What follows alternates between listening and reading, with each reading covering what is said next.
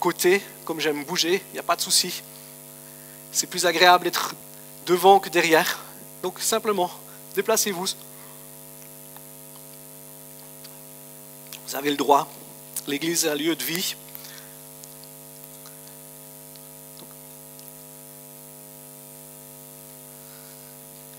Dieu est tellement bon. Hey, ce matin, on a la joie d'avoir Estella qui est avec nous. Aldo! Est-ce que tu veux venir avec Estella? On aimerait prier pour vous ce matin. Venez devant. Ça fait quelques semaines que Aldo est rentré du Brésil. Et puis là, Estella est arrivée jeudi, le 26, jeudi, à midi. J'ai vu les photos sur Facebook.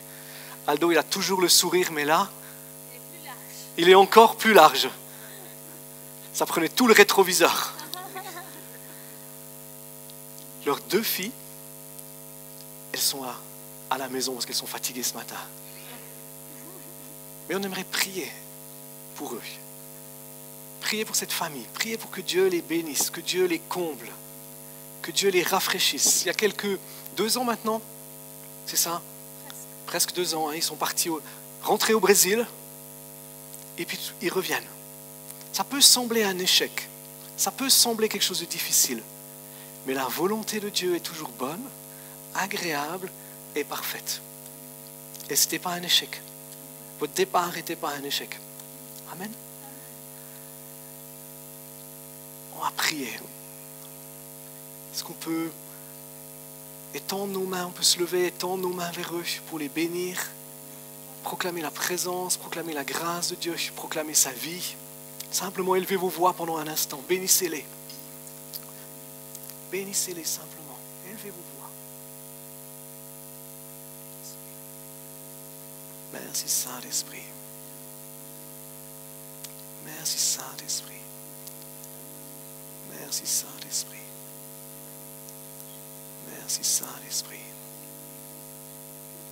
Seigneur, nous nous réjouissons pour Aldo, pour Estella, pour leur famille. Nous nous réjouissons parce que ta présence est avec eux. Ta grâce et ta faveur sont sur eux. Et nous proclamons un ciel ouvert en leur faveur. Seigneur, que tu ouvres les écluses des cieux au-delà de toute mesure, au-delà de tout entendement, pour qu'ils puissent simplement profiter de ce que tu veux donner, de ce que tu veux répandre pour eux. Tu leur donnes une accélération au niveau de la langue aussi, particulièrement pour les filles.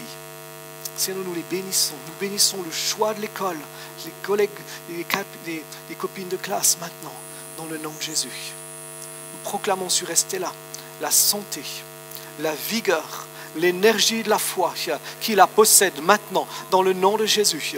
Nous prenons autorité sur chaque cellule de son corps et nous ordonnons que les cellules de son corps s'alignent sur la parole de Dieu maintenant, dans le nom de Jésus. Seigneur, merci de ce que tu les réjouis. Et nous dressons autour de le bouclier de la foi qui éteint tous les traits enflammés du malin. Et nous nous réjouissons pour ce que tu fais. Que le ciel soit littéralement ouvert pour eux, au-delà de toute mesure. Amen. Amen. Pour ceux qui ne les connaissent pas encore, invitez-les à manger. Invitez-les chez vous à manger. Profitez de les recevoir. Ils sont précieux. Amen. Gloire à Dieu. Kofi, ça fait plaisir de te revoir ce matin. Ça va mieux? J'ai appris que tu étais un peu souffrant. Super. Est-ce qu'il y a des gens ici qui sont un peu souffrants dans leur corps? On veut prier pour eux. Si tu es souffrant dans ton corps, quelle que soit ta maladie, quel que soit ce qui peut arriver pour toi, simplement là où tu es, lève-toi. On veut prier pour toi ce matin. Il est celui qui guérit. Il est celui qui restaure. Il est celui qui relève. Simplement, si tu es souffrant dans ton corps, lève-toi. Ceux qui sont autour d'eux, peut-être que vous pouvez poser votre main sur eux et prier.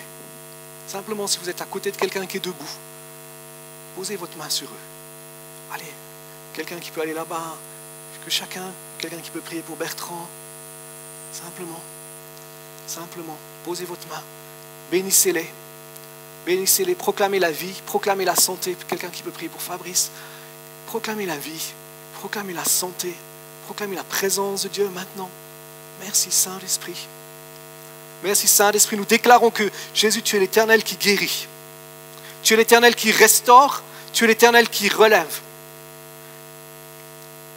Seigneur, qu'au ciel, il n'y a pas de maladie. Dans ton royaume, il n'y a pas d'infirmité. Seigneur, mais qu'il y a la guérison et la vie. Et nous prenons autorité sur toute infirmité, sur toute douleur musculaire, toute douleur physique. Et nous ordonnons aux muscles, aux nerfs, aux os et aux ligaments de s'aligner sur la parole de Dieu, d'être guéris entièrement et totalement maintenant, dans le nom de Jésus. Nous proclamons à tout système sanguin d'être restauré et relevé maintenant dans le nom de Jésus. Tout ce qui pourrait être comme des infections au niveau du sang, au niveau des globules, si nous ordonnons que ça s'aligne sur la parole de Dieu et nous proclamons la vie, nous proclamons la guérison maintenant dans le nom de Jésus. C'est s'il y a quelqu'un ici qui est atteint du sida, je déclare que tu le guéris maintenant dans le nom de Jésus, que tu manifestes ta puissance et ta gloire. C'est tout problème au niveau des organes. Nous ordonnons que les organes fonctionnent normalement maintenant dans le nom de Jésus, que tu recrées ce qui manque dans ces organes. Et nous bénissons ton nom parce que tu agis avec puissance, tu agis avec force, tu agis avec autorité pour relever, pour guérir maintenant. Dans le nom de Jésus. Amen. Amen. S'il y avait un mouvement que vous aviez de la peine à faire, quelque chose que vous avez de la peine à faire, essayez de le faire. Il est celui qui guérit. Il est celui qui relève, il est celui qui restaure. Dieu désire une église qui est en bonne santé. Dieu désire une église qui marche dans la santé divine. Vous savez pourquoi? Parce qu'il veut nous envoyer dans le monde pour répandre sa vie, pour répandre sa présence. Il est le Dieu qui nous a bénis. Et on va continuer. Le thème qu'on a pour cette année, c'est équiper son peuple pour son service. Ce qu'on veut voir, c'est des hommes et des femmes qui sont équipés, qui sont saisis par la présence de Dieu, qui reçoivent tout ce qui est nécessaire pour faire ce pourquoi Dieu les a créés. Dieu a quelque chose d'unique et de particulier pour ta vie. Dieu a quelque chose de spécifique pour toi. Il a mis des capacités, il a mis des dons, il a mis des talents. Il attend qu'une seule chose, c'est que tu les mettes en pratique. Il y a un ministère qui est pour ta vie. Il y a un ministère qui est là pour toi. Dieu nous appelle chacune et chacun au ministère. On parle des 5 ministères. Apôtres, prophètes, évangélistes, pasteurs et docteurs. Et on a tous une mesure d'un de ces ministères ou de plusieurs de ces ministères à l'intérieur de nous. Ça ne veut pas dire qu'on va devenir un apôtre ou un prophète, mais il y a une mesure de cela dans nos vies qu'on a besoin de libérer, qu'on a besoin de mettre en application, qu'on a besoin de mettre en action pour que le royaume de Dieu puisse s'avancer. Dieu est celui qui désire nous bénir, il est celui qui désire nous combler, il est celui qui désire nous faire du bien. Dieu ne nous a pas créés pour qu'on soit de ceux qui le supplient. Il ne nous a pas créés pour qu'on soit de ceux qui entreront dans sa présence pour le supplier, de dire Seigneur, s'il te plaît, réponds à mes besoins, s'il te plaît, interviens pour moi, s'il te plaît, manifeste ta faveur en ma vie. Je veux dire, Dieu ne nous a pas créés pour être des victimes. Dieu nous a créés pour être des hommes et des femmes qui sont plus que vainqueurs. On a tous des épreuves, on a tous des défis, on a tous des choses qui ne vont pas bien. Mais on choisit comment est-ce qu'on veut se positionner. Et trop souvent, les chrétiens se positionnent en victime. Trop souvent, les chrétiens, il leur arrive quelque chose et ils se positionnent en disant « Ah, je suis une victime. C'est à cause de ma foi, c'est à cause de sa méchanceté, c'est à cause de ci et c'est à cause de ça. » C'est un choix.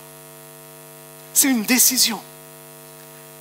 Nous choisissons, nous décidons comment on va réagir aux choses qui viennent contre nous. Nous choisissons et nous décidons de savoir où est notre position, où est notre place. Je choisis d'être une victime ou je choisis de ne pas être une victime.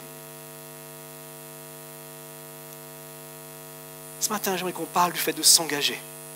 S'engager pour être un temple. S'engager pour être une bénédiction. Mais ça commence en décidant de dire « Je refuse d'être une victime. Je refuse de subir les événements comme une victime. Je choisis de déclarer que Dieu m'a tout donné. Colossiens 2,10, c'est un de mes versets favoris. Vous avez tout pleinement en Christ, qui est le chef de toute principauté et de tout pouvoir. Vous avez tout pleinement en Christ, qui est le chef de toute principauté, de toute puissance et de tout pouvoir. Ça veut dire que la plénitude des cieux est à notre disposition. La plénitude de sa grâce est à notre disposition. Parce qu'il a vaincu tout ce qui pourrait faire opposition à cela. Le seul qui fait obstacle à la bénédiction dans ta vie, c'est toi. Si on n'est pas béni, si on ne marche pas dans la bénédiction, le seul qui fait obstacle, c'est nous-mêmes. Quand on se positionne, par exemple, comme une victime, quand on se positionne comme en bâche, on choisit de dire « Mon expérience me montre que Dieu ne veut pas me bénir, que Dieu ne veut pas m'utiliser, que Dieu ne veut pas faire ci avec moi. » Est-ce qu'on veut choisir notre expérience ou est-ce qu'on veut choisir ce que Christ dit? Est-ce qu'on veut choisir ce qu'on ressent, ce qu'on a vu, ce qu'on nous dit, ce que j'ai vécu, ou est-ce que je choisis ce que Christ dit? Il dit, tu as tout pleinement en lui. Tu as tout pleinement en lui. Ça n'exclut pas les épreuves, ça n'exclut pas les défis. Et puis heureusement, j'aime dire, et vous savez que j'aime le dire, la vie sans défis et sans épreuves, qu'est-ce qu'elle serait ennuyeuse? Honnêtement, la vie, s'il n'y a pas des défis, s'il n'y a pas des épreuves, ce serait monotone. On n'aurait pas de combat. Si on n'a pas de combat, on n'a pas de victoire. On serait moins enclin à chercher Dieu. Donc, mais c'est un choix. Le choix de dire, je refuse de me positionner comme une victime. Et certains d'entre vous ce matin, vous avez besoin de changer de mentalité. Changer de position. D'arrêter de réagir, quoi qu'il vous arrive, comme des victimes. Et de réagir comme des vainqueurs. Ça, c'est ce que Dieu veut faire avec nous. Quel que soit ce qu'on t'a dit depuis ton enfance, quel que soit ce qu'on a fait contre toi, tu n'es pas une victime. Regardons ensemble en Genèse 12. Vous dites, mais qu'est-ce que ça a à faire avec le fait d'être un temple? C'est l'appel d'Abraham. Dieu parle à Abraham dans Genèse 12. Et on est encore au bénéfice de cette bénédiction que Dieu a donnée à Abraham. Verset 2, Genèse 12, 2. Dieu dit, je ferai de toi une grande nation. Je te bénirai. Je rendrai ton nom grand et tu seras une source de bénédiction. Waouh! Dieu dit à Abraham, je te bénirai. Je choisis de te bénir. Je choisis de mettre que ton nom soit grand. Je choisis de faire de toi une source de bénédiction. Et regardez le verset suivant. Je bénirai ceux qui te béniront. Je maudirai ceux qui te maudiront. Et ça, et toutes les familles de la terre seront bénies en toi. Dieu a choisi Abraham. Il n'a pas choisi Abraham parce que c'était un homme exceptionnel. Il n'a pas choisi Abraham parce qu'il avait des qualités particulières. Il a choisi Abraham parce qu'Abraham était un deuxième choix déjà. En fait, Dieu avait choisi son père. Et son père s'est arrêté en chemin. Il a choisi Abraham parce qu'Abraham était d'accord d'obéir. Il était d'accord de dire à Dieu, ce que tu veux, que ta volonté, comme on vient de le chanter, soit faite. Ce que tu veux, je vais le faire. Quand Dieu dit à Abraham, je vais te bénir, c'est certain que Dieu l'avait dit à son père Téra. Et Téra, il s'est arrêté en chemin. Et Abraham, il dit, oui, je crois. Oui, je crois que tu veux me bénir. Oui, je crois que toutes les familles de la terre seront bénies au travers de moi. Même si je n'ai pas encore d'enfant et que ma femme est stérile. Je le crois. Dieu a choisi de faire demeurer sa présence sur la vie d'Abraham. Dieu a choisi de faire demeurer sa présence avec Abraham. La bénédiction est liée à la présence de Dieu. Là où il y a la présence de Dieu, la bénédiction est là. Quand tu vas dans la présence de Dieu, tu ouvres la porte pour que la bénédiction vienne. quand tu rentres dans la présence de Dieu, que tu t'humilies sous sa main, que tu choisis de chercher son cœur, c'est automatique que la bénédiction vienne. Et Dieu cherche des hommes et des femmes qui sont prêts à s'engager pour dire comme Abraham, je veux être un temple. Comme Abraham, je veux être ce temple pour que sa présence puisse venir. Comme Abraham, je crois que Dieu veut me bénir. Et ça nécessite un changement de paradigme dans nos têtes. Ou, comme je disais tout à l'heure, on vient et parfois on supplie Dieu en disant, s'il te plaît, fais au moins ça pour moi.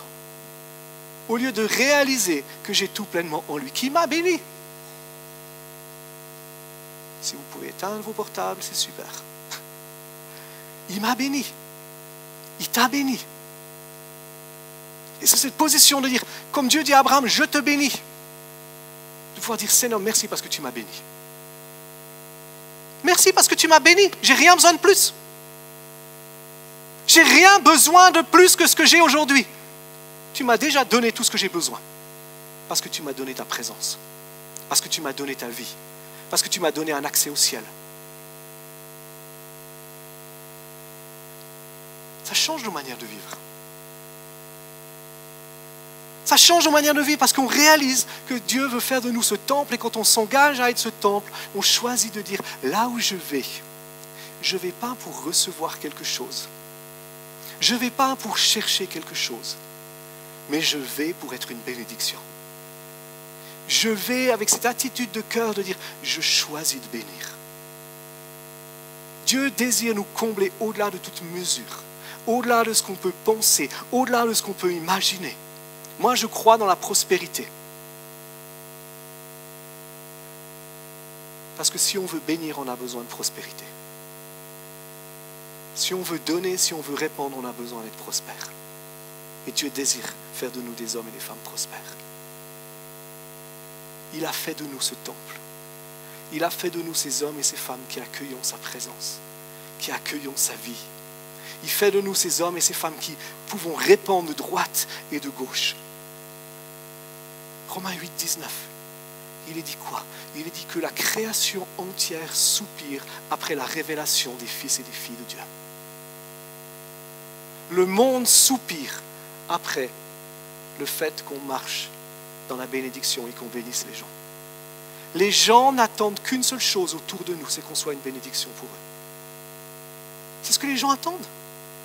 Nous, on attend qu'ils soient gentils avec nous, on attend qu'ils nous bénissent, qu'ils nous fassent du bien, alors qu'eux, ils attendent qu'on les bénisse, qu'on leur révèle l'amour de Christ, qu'on leur révèle le message de l'Évangile, qu'on leur révèle la grandeur du Dieu qui vit en nous. Quand Abraham va dans des endroits, il bénit. Il ne fait de cesse de bénir. Quand on veut lui faire un cadeau, on veut lui donner le terrain pour la tombe de sa femme, il dit, je n'accepte pas, je veux bénir. Quand il rencontre un roi, même s'il a triché un petit peu en disant ma femme c'est ma sœur, il va finir par bénir. Être porteur de la présence de Dieu, choisir de dire je m'engage pour être un temple, c'est choisir de dire hey, je choisis de bénir, je choisis de répandre, je choisis d'ouvrir mes yeux sur le monde qui est autour de moi. Ce monde qui est en train de se perdre, ce monde qui est en train de courir après des choses qui ne servent à rien, ce monde à qui on peut apporter l'amour de Christ. Dieu nous a placés ici avec cette vision, c'est de voir des vies et des nations transformées par l'amour de Christ. Imagine ta famille, imagine ton lieu de travail, imagine les gens que tu côtoies qui sont transformés par l'amour de Christ. À quoi est-ce que ça ressemblerait? À quoi est-ce que ça ressemblerait de voir tes voisins qui ont été transformés par l'amour de Christ? Qu'est-ce que ça donnerait?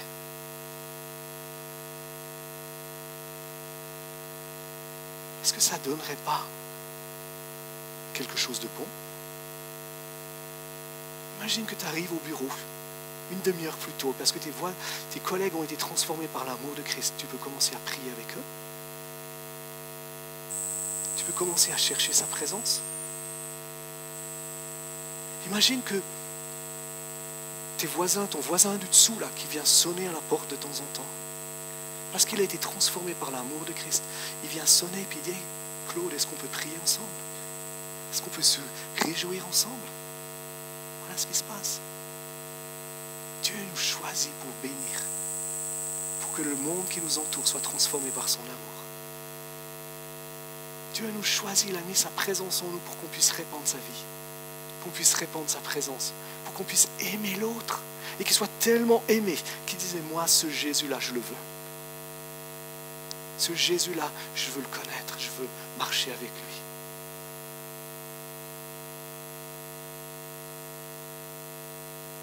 Moi, j'ai envie de ça.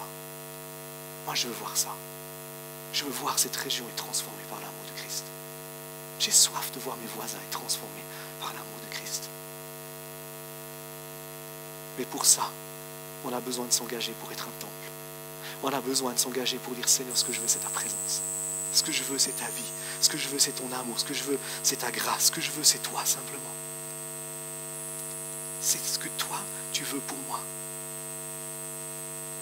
Le temple, c'est ce lieu où la présence de Dieu demeure. Dieu a choisi Abraham, il a mis sa présence. Et il a fait de lui cette bénédiction. Et aujourd'hui, on est encore les fruits de la bénédiction de Dieu à Abraham. On est les fruits de son obéissance. Dans l'Ancien Testament, un peu plus loin, on voit qu'un temple a été construit, un bâtiment a été construit. Et Dieu a dit, je mets ma présence dans ce bâtiment. Il a choisi un peuple. Exode 19:6. Il dit qu'il a choisi un peuple pour être des sacrificateurs pour les nations. Dieu a choisi Israël pour que sa présence demeure sur ce peuple-là. Pas parce qu'ils étaient particuliers, mais parce qu'ils étaient prêts à obéir. Et Dieu a mis sa présence sur ce peuple pour qu'il soit une bénédiction pour les autres. Qu'il soit une source de bénédiction. Et Jésus est venu. Et on a parlé de ça la semaine dernière, qu'il est venu comme un sacrificateur. Regardez Éphésiens 2.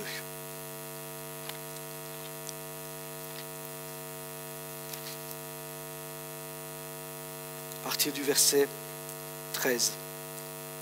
Il est dit, mais maintenant, en Jésus-Christ, vous autrefois étiez loin, vous êtes devenus proches par le sang de Christ. Car c'est lui, notre paix, lui qui des deux n'en a fait qu'un, en détruisant le mur de séparation, l'inimitié. Il a dans sa chair annulé la loi avec ses commandements et leurs dispositions pour créer en sa personne, avec les deux, un seul homme nouveau en faisant la paix. Et pour les réconcilier avec Dieu, tous deux, en un seul corps, par sa croix, faisant mourir par elle l'inimitié. Il est venu annoncer comme une bonne nouvelle la paix à vous qui étiez loin et la paix à ceux qui étaient proches. Car par lui, nous avons les uns et les autres accès auprès du Père dans un même esprit.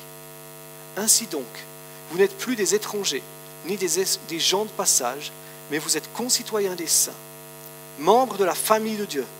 Vous avez été édifiés sur le fondement des apôtres et des prophètes, Jésus-Christ lui-même étant la pierre de l'angle. En lui, tout l'édifice bien coordonné s'élève pour être un temple saint dans le Seigneur. En lui, vous aussi, vous êtes édifiés ensemble pour être une habitation de Dieu en esprit. Amen. Ça semble un petit peu compliqué. La réalité, elle est la suivante. C'est de dire, j'étais éloigné de Dieu. Tu étais éloigné de Dieu. Tu étais cet étranger qui déplaisait à Dieu, qui ne connaissait pas Dieu, qui accomplissait des choses qui déshonoraient Dieu, qui cherchait ton propre plaisir, qui cherchait ta propre volonté. Tu étais celui qui était loin de Dieu et qui était en train de courir simplement sur une route qui t'emmenait vers l'enfer. Mais Christ est venu. Christ a donné sa vie. Il a quitté la gloire des cieux. Il est venu vivre sur cette terre dans un seul but. Mourir sur une croix pour nous réconcilier avec Dieu. Mourir sur une croix pour qu'on puisse changer de chemin. pour qu'on puisse arrêter de courir dans nos propres volontés, pour courir dans le chemin que Dieu a tracé pour nous. Il a brisé ce rideau de séparation qui était là entre Dieu et nous. Ce qui nous empêchait de saisir Dieu, ce qu'on poursuivait sans cesse. C'était quoi? C'était juste la présence de Dieu. C'était sa vie, c'était son amour. Il a brisé ce qui nous empêchait de le faire au travers de sa mort et de sa résurrection. Et un jour, on fait un choix. On a pris une décision. On a dit, je reconnais que Christ est mort pour mes fautes. Je reconnais que Christ est mort à la croix pour mes péchés. Et je lui demande pardon. Je reconnais qu'il a ouvert un chemin nouveau, le chemin de la vie, le chemin de la bénédiction. Et je lui demande pardon pour mes fautes. Je lui demande pardon. Je fais le choix de dire j'arrête de vivre pour moi-même. Je vis pour toi, Seigneur. Et si tu n'as pas fait ça encore, aujourd'hui, c'est ce que la Bible appelle le jour du salut. Aujourd'hui, tu peux dans ton cœur faire le choix de dire à Jésus, j'ai besoin de toi. J'ai besoin de te connaître. J'ai besoin de te recevoir comme mon ami, comme mon Seigneur.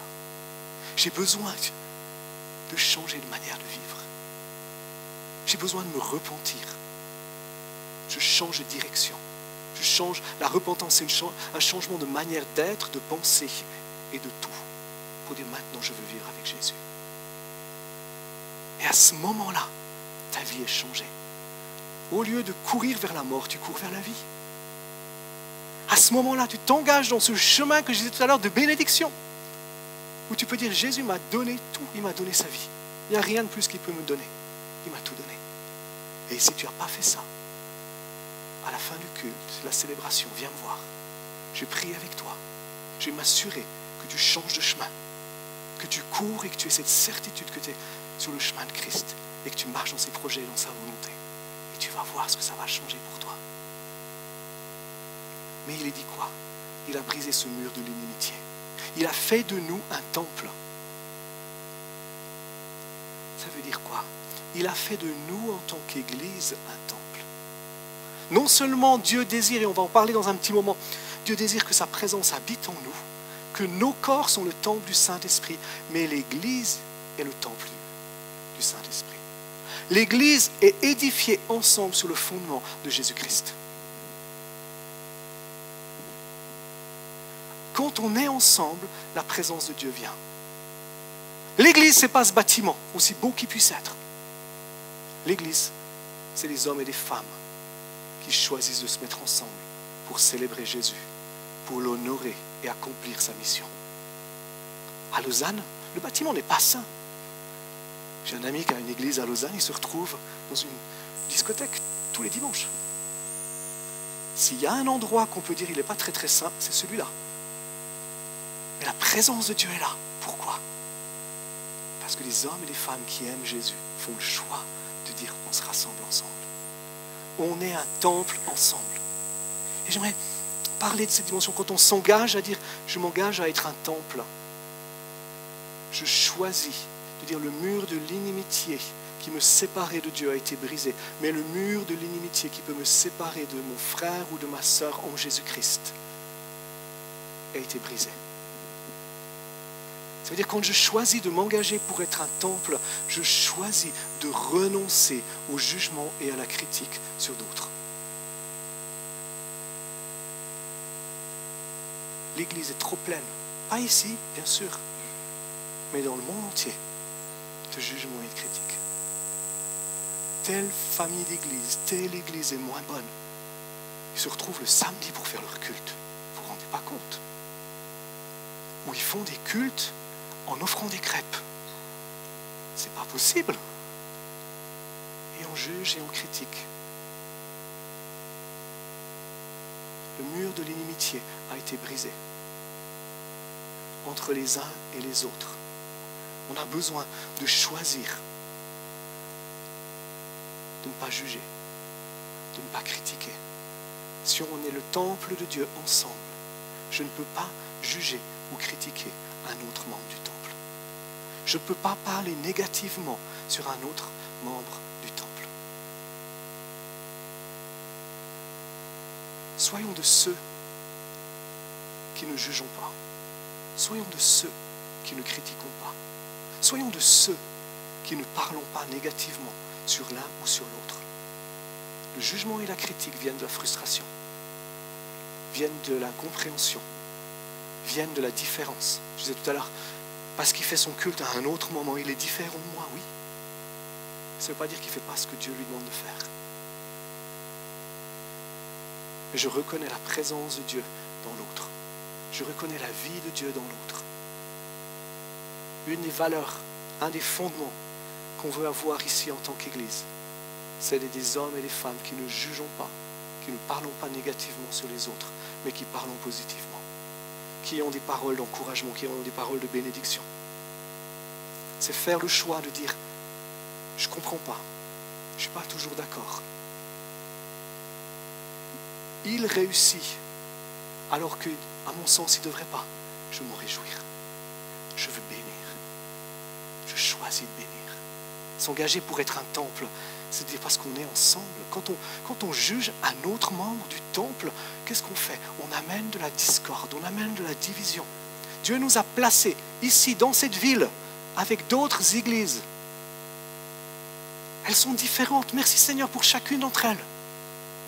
On est juste partenaires ensemble pour faire avancer le royaume de Dieu. Et je me réjouis pour chacune des églises qu'il y a dans cette ville et dans cette région. Et que le Seigneur en envoie d'autres, qu'il en implante d'autres, parce qu'il y a des besoins. Il y a encore trop d'hommes et de femmes qui ne connaissent pas Jésus. Mais soyons de ceux qui les bénissons. Soyons de ceux qui parlons positivement, qui les encourageons. Soyons de ceux qui agissons de la bonne manière. Ça veut dire quoi? Ça veut aussi dire que je ne mets pas mon oreille à la critique. Je ne mets pas mon oreille au jugement. Si quelqu'un critique, si quelqu'un juge, je choisis de ne pas écouter. J'ai des fois des gens qui viennent, des couples qui viennent, et puis ils me disent, tu sais mon mari, ou tu sais ma femme, blablabla. Je dis, je ne veux pas écouter. Parle-moi positivement. Dis-moi des choses positives sur ton mari. Dis-moi des choses positives sur ta femme. Dieu te l'a donné. Dis-moi quelque chose de positif. Oui, pasteur, mais... Je dis, ça m'est égal le mais. Ce que je veux, c'est ce qu'il y a de positif. Le reste, ça ne m'intéresse pas. C'est l'affaire du diable. Et je ne veux pas construire le royaume des ténèbres, je veux construire le royaume de Dieu. Fermons nos oreilles, fermons la bouche si on entend des critiques et des jugements de ceux qui jugent et ceux qui critiquent. Regardez 1 Corinthiens 3. Paul parle de ce temple. Il dit on est ce temple ensemble, on bâtit ensemble, on construit ensemble.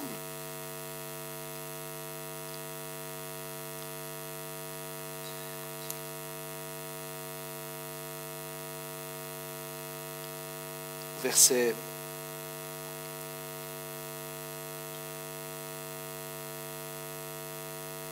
1 Corinthiens 3, attendez, j'ai oublié.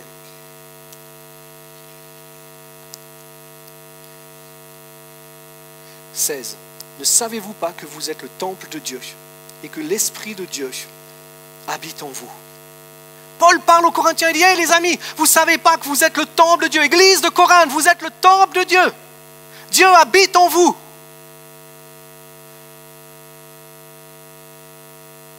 Si quelqu'un détruit le temple de Dieu, Dieu le détruira, car le temple de Dieu est saint et c'est ce que vous êtes.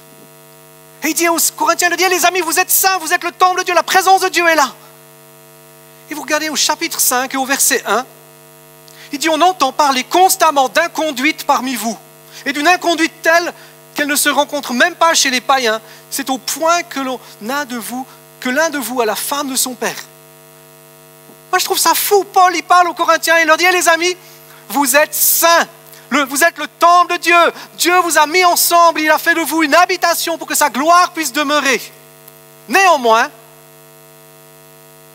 tout le monde parle de votre inconduite. Et quand il parle d'inconduite, si vous lisez un petit peu plus la suite, vous verrez que l'inconduite, c'est des pratiques sexuelles hors mariage. Donc, Paul dit, vous êtes saints, mais je sais qu'il y a des choses qui doivent être changées. Paul ne les juge pas. Paul ne les condamne pas, Paul ne les critique pas. Il dit, je sais ce qui est en train de se passer. Vous avez besoin de revenir dans la bonne manière. Vous avez besoin d'ajuster des choses, vous avez besoin de changer des choses. Néanmoins, vous êtes saints. Néanmoins, vous êtes le temple de Dieu. Dieu ne considère pas nos vies à la mesure de notre péché. Merci Seigneur. Il considère nos vies à la mesure de sa grâce. Et c'est pour ça qu'on peut parler positivement des gens. C'est pour ça qu'on peut bénir les gens. C'est pour ça qu'on peut choisir d'être unis avec les gens. Parce qu'on reconnaît la présence de Dieu et l'appel de Dieu qui est chez l'autre. Même si on n'est pas d'accord avec tout ce qu'il peut faire. Et Paul va dire, je ne suis pas d'accord. Et il faut que tu changes. Il faut que ça change. Mais il reste quand même positif. Il parle quand même de la bonne manière. C'est bon ça, non? Ça change nos perspectives. Regardez, 1 Pierre 2. 1 Pierre 2. Et il dit quoi? Il dit, si quelqu'un détruit le temple de Dieu, Dieu le détruira, car le temple de Dieu est saint, et c'est ce que vous êtes. Jésus va dire, c'est de la mesure avec laquelle vous jugez qu'on vous jugera. Le jugement amène la mort et amène la destruction. Si j'amène un faux enseignement, je détruis le temple de Dieu et je serai jugé pour ça. Si je critique, j'amène un jugement contre le temple de Dieu pour le détruire et je serai jugé pour ça. Donc soyons vigilants. 1 Pierre 2, verset 4. Il est dit, approchez-vous de lui, pierre vivante, rejetée par les hommes, mais choisie et précieuse devant Dieu. Et vous-même, comme des pierres vivantes, édifiez-vous pour former une maison spirituelle, un saint sacerdoce, en vue d'offrir des victimes spirituelles agréables à Dieu par Jésus-Christ.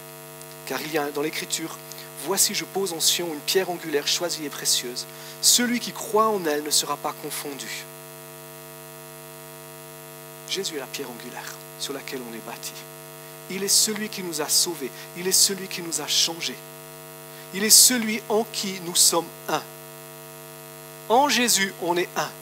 Avec tous les chrétiens qui nous ont précédés, avec tous les chrétiens qui sont sur cette terre et avec tous ceux qui viendront après, on est un. Et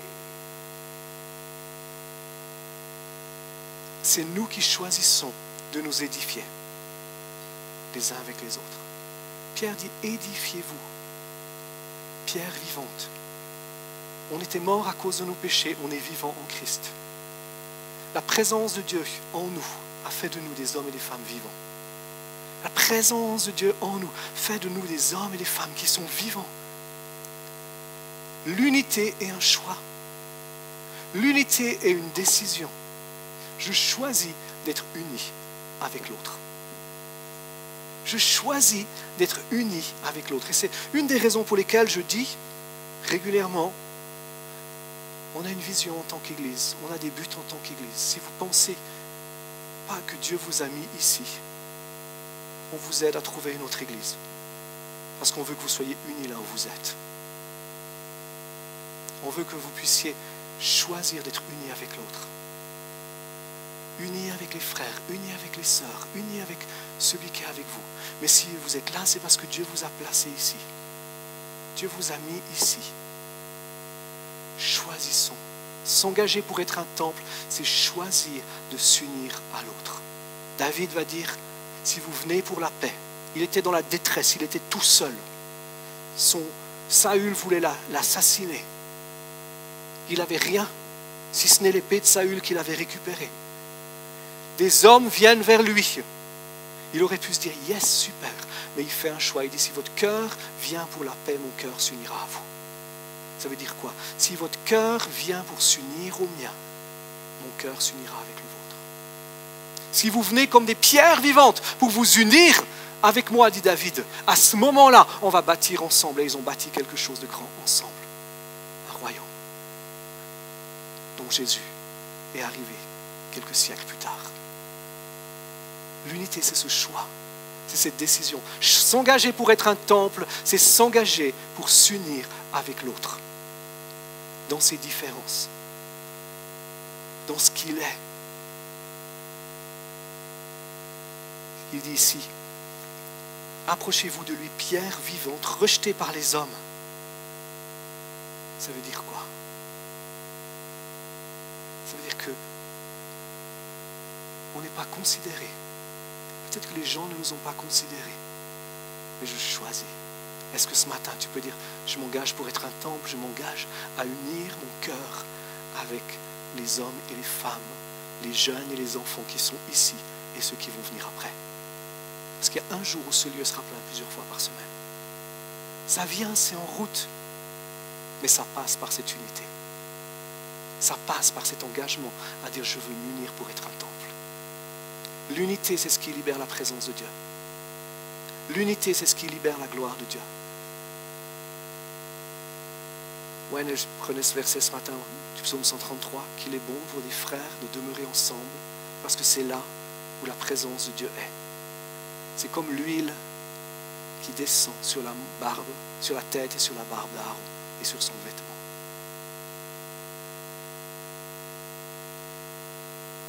Je pourrais faire une illustration avec ma bouteille d'eau sur ta barbe pour que vous voyez ce que c'est. Mais dans cette unité, la présence de Dieu vient. Acte 2, la multitude était qu'un seul cœur et une seule âme. Et Dieu faisait des prodiges et des miracles. Ils ne parlaient même pas tous la même langue. Ils n'étaient même pas tous de l'arrière du même pays, de la même chose, mais ils étaient un seul cœur et une seule âme. Ils avaient choisi d'être unis les uns avec les autres. Ils avaient choisi de s'accorder avec l'autre. Ils avaient choisi de dire, j'accorde mon cœur avec l'autre. J'accorde ma vie avec l'autre. Je m'accorde pour être ce temple, pour que la présence de Dieu puisse demeurer. Je choisis cela. Je choisis, je décide. Pierre vivante. Et j'aimerais finir avec Timothée. Paul parle à Timothée dans 2 Timothée. C'est un tout petit peu plus personnel pour nos propres vies. 2 Timothée 2, verset 20.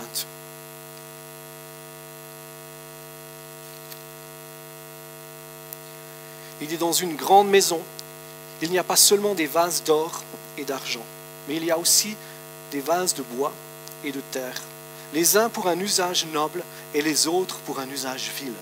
Si donc quelqu'un se purifie, il sera un vase d'un usage noble, sanctifié, utile à son maître, propre à toute œuvre bonne. Ce qui fait un vase d'usage noble n'est pas le matériel dans lequel il est fait,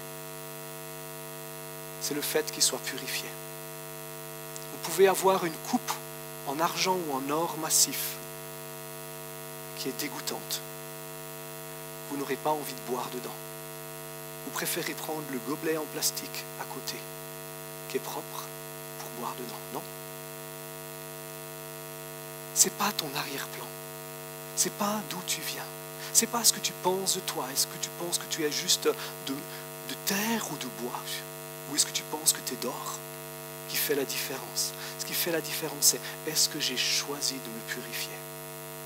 Est-ce que j'ai choisi de mettre ma vie à part pour que Dieu puisse utiliser ma vie, que d'autres puissent boire à la source de ma vie? Les gens n'ont pas envie de boire à la source de nos vies quand elles ne sont pas purifiées. Les gens ont envie de boire à la source de nos vies quand elles ont été purifiées. Et c'est faire ce choix de dire je me sépare. S'engager pour être un temple, c'est je me sépare de tout ce qui n'obéit pas à Dieu, tout ce qui me sépare de Dieu, tout ce qui m'empêche d'être un canal pur pour la présence de Dieu.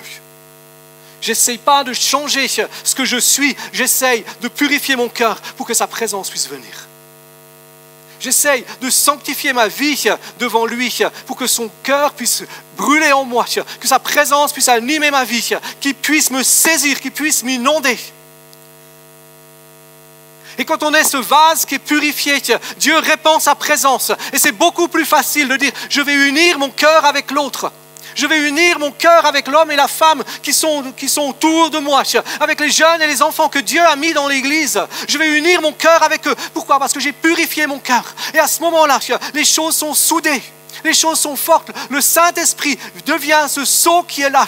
Et quand la pression vient, à ce moment-là, pourquoi il y a de la division dans l'église? Parce qu'il n'y a pas d'unité. Et quand la pression vient, qu'est-ce qui se passe? Si vous prenez un mur, vous y mettez de la pression, c'est soit il sera plus solide, soit là où il y a des failles, ça va exploser.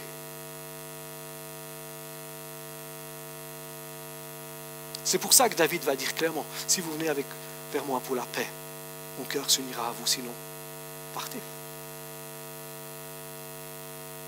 Si nos cœurs ne peuvent pas être unis ensemble, trouvez des gens avec qui vos cœurs sont unis.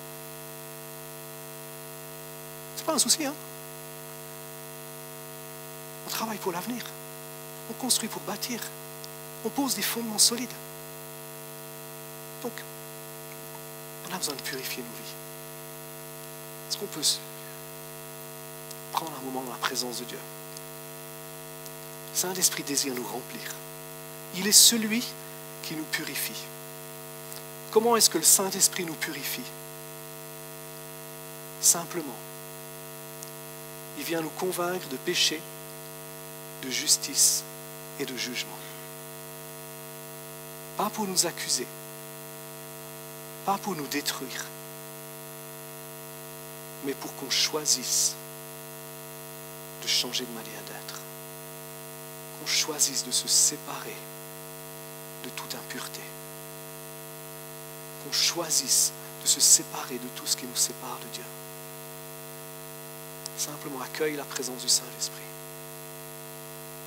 Si tu veux t'engager pour être ce temple pour sa présence, ce vase noble qui sert pour lui, simplement laisse-le toucher ton cœur. Laisse-le toucher ta vie. Chacun d'entre nous, il y a des choses qu'on a besoin de purifier. Il y a des choses qui viennent nous salir. Il y a des choses qui viennent nous abîmer. Peut-être que c'est quelque chose qui t'a semblé insignifiant jusqu'à aujourd'hui. Mais Dieu désire te purifier. Dieu désire me purifier. Si le Saint-Esprit te montre quelque chose entre lui et toi, demande pardon à Jésus. Dans le silence de ton cœur, parle-lui. Parle-lui. Purifie ton cœur. Purifie ta vie. Il y a des convictions qui viennent.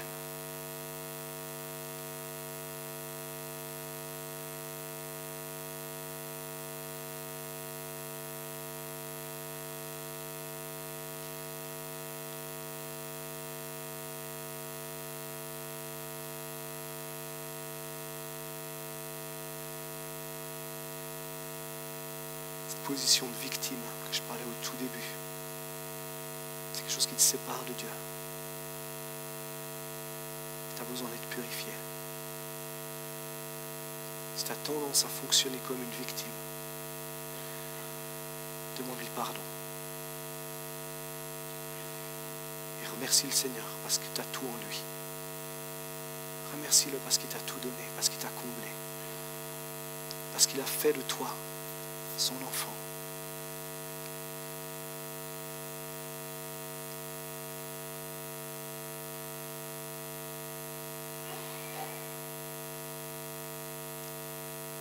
Paul dit aux Corinthiens, vous êtes ce temple